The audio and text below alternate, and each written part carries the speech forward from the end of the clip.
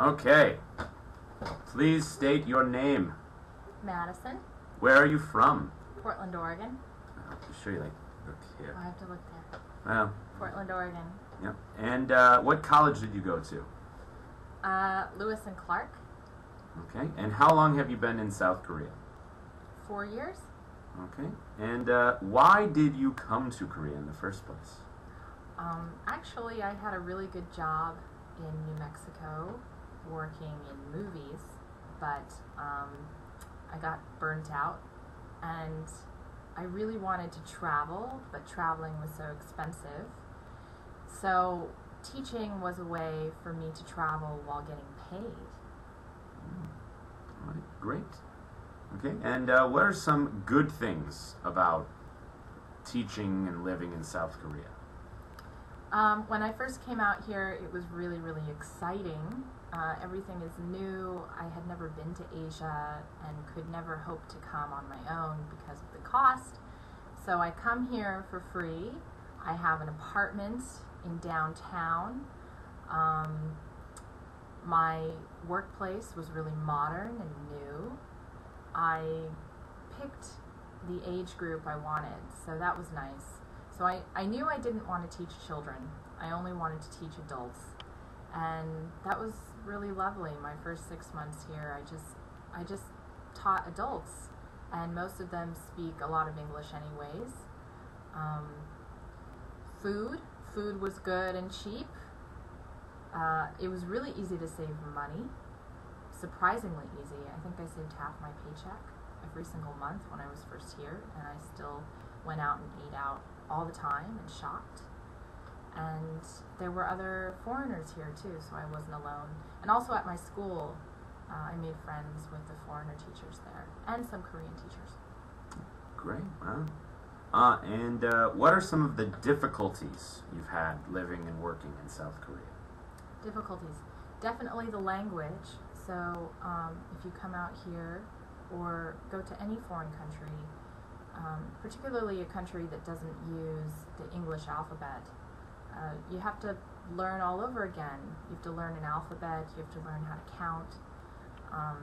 But no fear, there are free language classes here for foreigners, and they're really easy to get to, and they happen in the morning and at night, depending on your schedule. So I learned some Korean, and now I can read. And then other difficulties, culture shock, homesickness, and maybe getting sick. I think the first year I got a lot of colds. Everybody does, I think. Did you? Yeah, I got sick one time. Yeah, you just, maybe food poisoning once or twice. But that's kind of what you get for moving to an entirely new environment. Your body has to get used to it. And jet lag, but that was over with after like a week. Okay, and you touched on this about difficulties. What do you really miss from America? What are some things that you just can't get over here? Well, that I can't get over here. Initially, shopping was a little bit of a trouble for me because I was like 20 pounds overweight, but that weight went off pretty quickly, so now shopping's not a problem. Oh, you lost 20 pounds over here? I've lost 25. Ooh, wow, okay. Just eating kimchi and walking instead of having a car or riding a bike. Yeah, I haven't had a car in 4 years, and it's amazing how much thinner I am having to carry all my stuff around.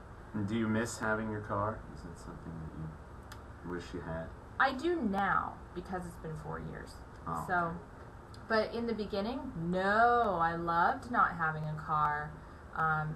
All schools typically have to place you within walking distance of your work from home. So, and most schools are located like in the downtown area, so they're near, they're near shops and grocery stores and yoga studios, and pretty much everything you need is usually within walking distance.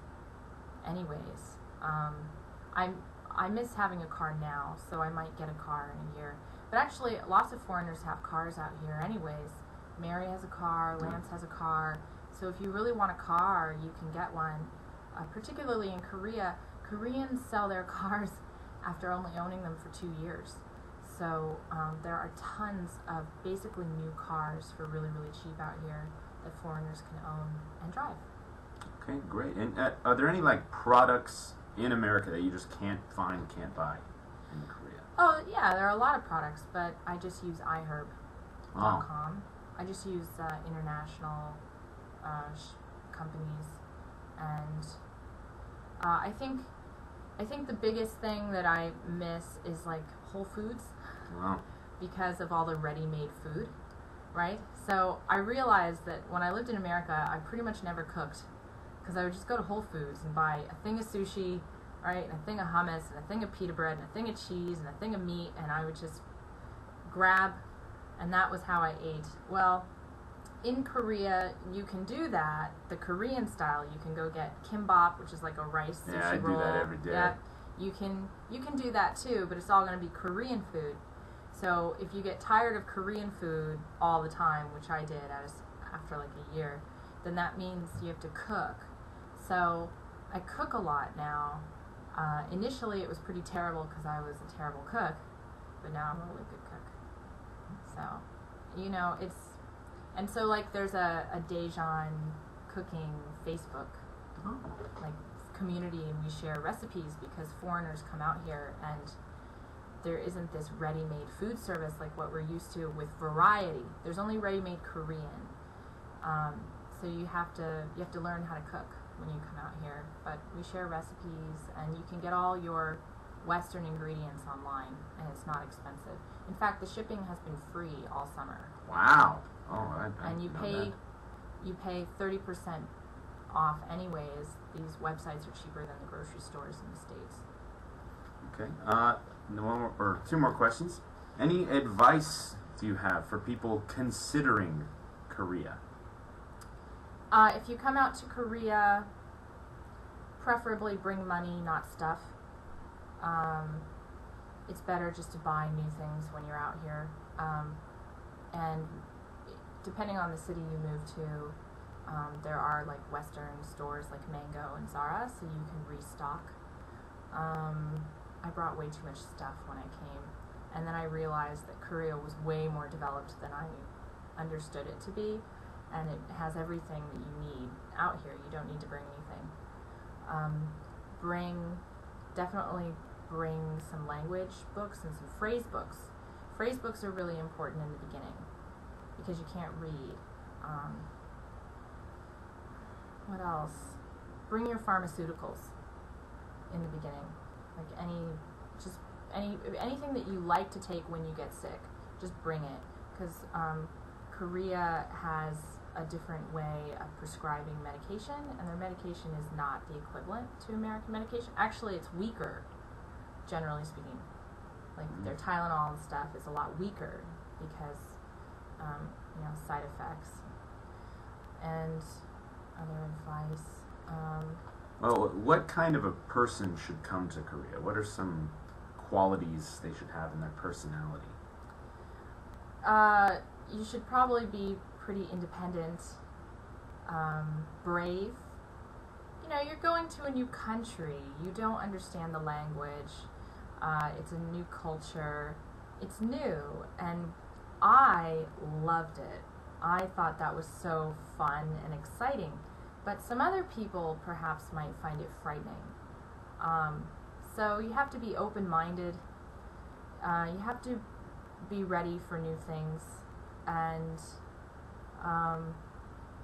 you have to be ready. I think, in my opinion, you have to be ready to work hard.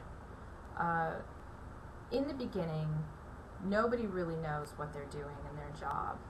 Teaching ESL out here is different than teaching it anywhere else. And there's a learning curve, and it takes some time, and that's fine. But if you want to enjoy your job in the long run and be celebrated at your job and find some fulfillment in it, come out ready to learn how to teach English to foreign students in Korea. Okay, great.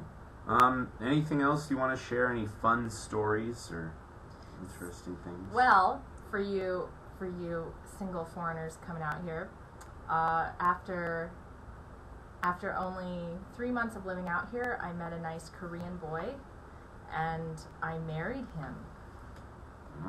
And now we own a business together, and we have a life together. So, and that happens not super frequently, but it does happen. So, dating can be an international experience, and you never know where you're going to find the one. And it's kind of amazing that I found my spouse out here. So if you come and you're looking for love, you might find it in Korea. Ooh. Oh, wow. I did. Cool.